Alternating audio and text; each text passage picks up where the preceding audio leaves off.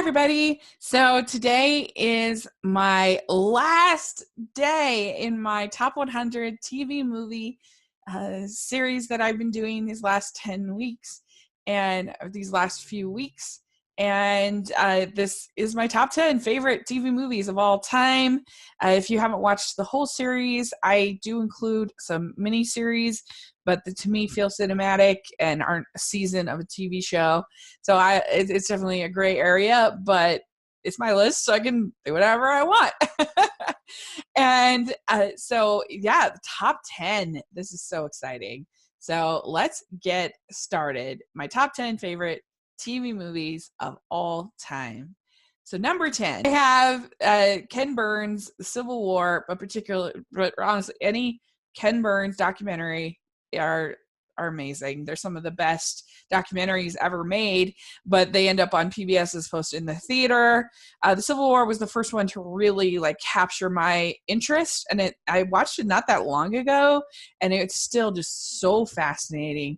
It's they got great voiceover talent to play the different characters from the Civil War. You really get to feel from both sides, Confederate and Union. You learn a ton about the different battlefields, and of course you have Shelby Foote in here. David McCullough is in here. So many different historians and writers, and you get to hear from different journals. And I love the soundtrack. The score, King's Farewell, is one of my favorite classical music pieces. I think it's so beautifully performed here, and they have the whole scene with Sarah's letter, and that is just gorgeous, and it's really moving and gripping and interesting. And all of his one on baseball is great. His one on World War II is great. His one on the national parks is great. The Roosevelt's one was really great. They're all really good, really interesting, and he definitely has a left perspective, but he's pretty good, I think, about being objective and not being, super manipulative with facts like some other documentaries might be. So I really love the Ken Burns documentaries. So that's my number 10. Number 9, I have my top rated Hallmark movie, the one that I think is the best. It's called How to Fall in Love, and this stars Eric Mabius, who you might recognize from Ugly Betty, but he plays this man named Harold who had been kind of wounded in high school, and he's very insecure. He's very nerdy, and he's got the glasses kind of thing, and he wants to find love, and one of his former classmates, played by Brooke D'Orsay, is trying to get money. She's working as a waitress, and anyway, she finds out that he's looking for a dating coach to kind of help him. She agrees to be the dating coach and give him these lessons about how to fall in love. And of course, it's very predictable, of course, that they will fall in love, but they have such great chemistry. The script is really good. Kathy Najimy is in here, and she's great. It's just a really well done rom-com. I love it. So number 9, How to Fall in Love. Number 8, I have North and South. This is my favorite book, is North and South. I absolutely adore it. And I think this is a very great adaptation of this book. I love the story of Margaret Hale, who's kind of this.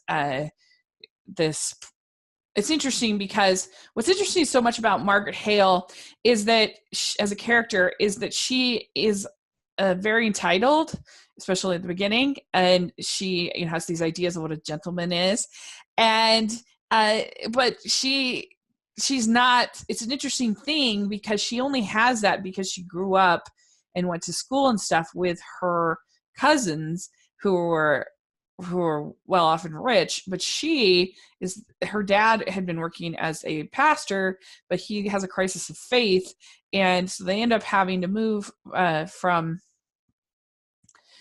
the country into the city, into this industrial northern town of Milton.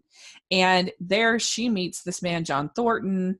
And John Thornton is kind of like Darcy, but as a self-made man, which kind of gives a different kind of pride, because his father had gone into bankruptcy, and And so he had to kind of restore their family name, and he had to work really hard with this mill that he started, and he had to be, the taskmaster. He had to be the boss.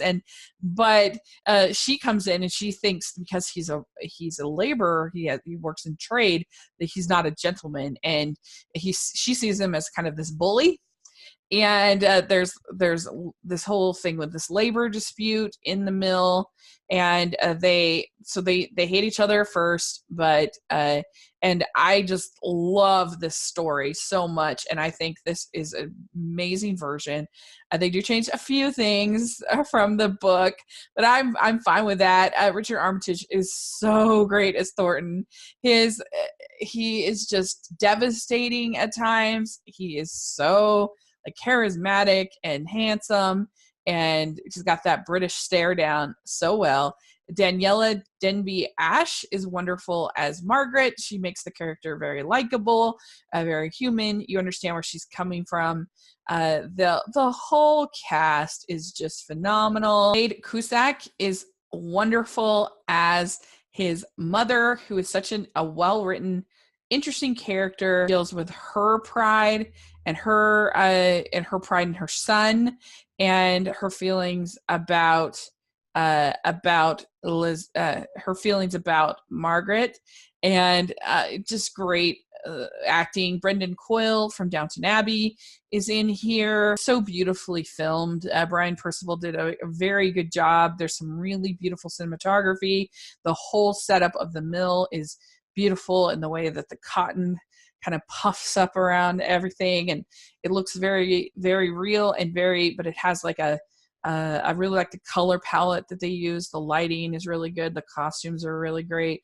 Everything. I just love it. It's phenomenal film, phenomenal story. It's just great. So you got to see it. Number 8, North and South. Number 7, I have The Scarlet Pimpernel, and this was made in 1982, and it's probably my dad's favorite movie. It's definitely up there in his top 5, and my dad, I think, secretly wishes that he was the Scarlet Pimpernel. He'll be sink me, and he knows that the book is really fun. The lead here, Anthony Andrews as the Scarlet Pimpernel, is so dishy and fun, and he gets that foppishness just right. So great. And Jane Seymour is decent in this. She's fine. Ellen plays the bad guy, and he's really great. And they have actually, I think, a pretty good chemistry as a rivalry between the hero of the Pimpernel versus between the hero of Percy versus who he sees as this complete foppish, ridiculous person. And it's just a really great movie. I love it. So there we go. Scarlet Pimpernel is number 7. Number 6, I have the Up series, brilliant set of documentaries by Michael Apted. And what he did is at 7, he got a group of children that were supposed to be showing off different parts of the class system in Britain. And there's this old Mennonite quote of raise a child up to 7 and you find the man that he has come to be. And that's sort of the idea of this whole series is, and so every 7 years they come back and do a new update on these people, and some of them drop out, some of them come back in, some mischievous ones, but it is just absolutely fascinating to see that so much of what they did say at 7 has actually come true, and some things haven't come true, and how different things have happened. One girl who it's just incredible. She goes from being a chain smoker to hating men, all this stuff, to, and the next one she's married and has a kid, and she's just like, well, what happened is I met Ethan or whatever his name is, and her life completely changed in between those 7 years. And that's really fun. And just all of them it's just fascinating. It is so ambitious. And the next one will come out in 2018. I can't wait. Yay. So you definitely need to watch the Up series, and it's great. They just they'll be on 63 Up for the next one to come out next year. So that's just great. Number 5, I have my favorite Hallmark Christmas movie. I have Trading Christmas, and this is such a charming film from 2011, and it's kind of a take on the holiday story. I actually think I like this a little bit better because I'm not that big Cameron Diaz fan, but this stars Faith Ford, who's great. She's she's very talented, and Tom Cavanagh, who's the best. Tom Cavanagh is a writer. Faith Ford is a teacher, and they decide to switch places for the holidays. She's going to go and surprise her daughter. Her daughter ends up not being in town. Cavanagh is going to try to have some seclusion so he can write, and he ends up meeting Gabrielle Miller, who is Faith Ford's best friend, and they have a little romance, and then Faith Ford ends up meeting Gil Bellows, who is Tom Cavanagh's brother in this, and I just love both of the relationships. I think the writing is really good. You have Faith Ford kind of realizing that she needs to not let go of her husband who had passed away, but her grief has been holding her back from experiencing new things. And I think that's actually really well written. I think that both couples have really great chemistry. This movie has way more PDA than a typical Hallmark movie, which I'm all about. And I love even the smaller roles. I think that her daughter is well played, and I think by Emma Lahana, and Andrew Francis plays her boyfriend, who I'm a big fan of. If you listen to the podcast, I think it's really good, and it's just a really fun little romance. So Trading Christmas is my favorite. So number 4, I have Pride and Prejudice. So this is the classic 1995 film from Simon Langton that, of course, catapulted Colin Firth into everybody's collective consciousness, and he will be Darcy for time and all. He had the great British stare. Jennifer Ailey, of course, plays Lizzie. Some of the casting isn't perfect. I think I don't love the person who plays Jane. She was just a little flat for me, a little dull. But for the most part, it's all great. And of course, all the costumes and being there in England, and it's just it is Pride and Prejudice. I love Pride and Prejudice, and this is it. This is how it's done as far as Pride and Prejudice. And I love, Colin Firth. I mean, when he dives into the water, oh my gosh. And he's just got that British stare. So great. And it's long, but that's how it's done. 3, I have my number 1 Christmas movie of all time is A Charlie Brown Christmas. This movie has so much heart. It's so sweet. You have Charlie Brown that is worried about Christmas and how commercial it's gotten. And by the end, he learns that it's easy to say the true meaning of Christmas, but he learns that he's just reminded that the true meaning of Christmas is Christ, and that even if you don't have Christ as part of your Christmas celebration, the fact that Charlie Brown learns the true heart of why we do all of these things, about the Savior getting born and new light and life. I think that even if you don't celebrate Christmas in that way, I think that you can appreciate how much that would mean to Charlie, and that there is more to it all, that it goes deeper, that there is a spirituality to the holiday, and that would mean a lot to Charlie. And it's just I mean, the music is so great. Iconic scenes with, you know, his little sad Christmas tree, and him, you know, worrying and talking to Linus, and I there's just a hope to this story, and you know, I love the simple animation, love the Peanuts. He's a great character because he's so thoughtful, and he makes I think a lot of kids are really thoughtful, like Charlie, actually, and he's just the best. So there you go. Charlie Brown Christmas is number 3. Number 2, I have the series Over the Garden Wall. This is, I think, one of the greatest animated achievements ever. This is so stunningly beautiful. The animation is phenomenal. The stories are phenomenal. The music is amazing. It's so creative. It's so it's interesting and funny and scary, and I just think it is one of the greatest achievements in the history of animation. I love it that much. It's just perfect. The voice acting is perfect.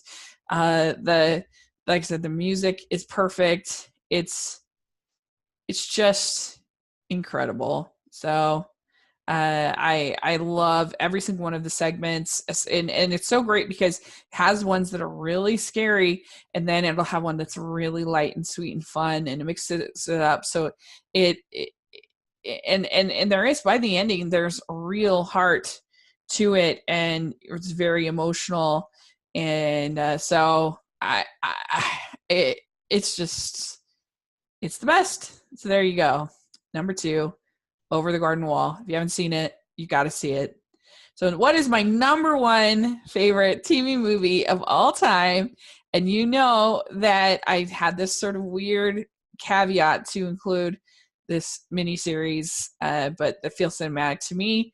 To me, the greatest TV movie of all time is Anne of Green Gables from 1985. I love the story of Anne of Green Gables, just to start out that way. I loved the books as a child, and I love this miniseries movie. Whatever, I think the casting is perfect. Megan Follows is perfect, and she will always be my Anne. Colleen Dewhurst will always be my Marilla. She is a loving person, but she is definitely a stickler for the rules, and she's not going to be won over by Anne's romanticism, but she is kind of won over by it in the end. And then you have Richard Farnsworth as Matthew. He'll always be my Matthew. I love every scene with him in it. I like when he gives Anne the dress. It's just perfect. And like, I don't know, it makes me think a lot of my grandpa, who I loved so much. And I love just how much he loves Anne. And I love their like chemistry between him and Colleen, and him and Megan is the best. It's just true love. When I watch it, it brings back so many memories. I think basically every scene is just perfectly executed. Like it's humorous. It's they do capture sort of the woundedness of Anne without it being graphic and over the top like Anne with an E. I love Jonathan Crumby as Gilbert. I think that you really see him grow, and their chemistry between him and Megan is great. All the iconic scenes are so well executed, from them drinking the raspberry cordial to she dyes her hair green, to her breaking his slate over Gilbert's head. It's just beautifully written, beautifully acted and filmed, perfectly cast. I love the story of Anne of Green Gables, and I love Anne as a character. I think she's just so great, so inquisitive, and such a fighter without being a cliche.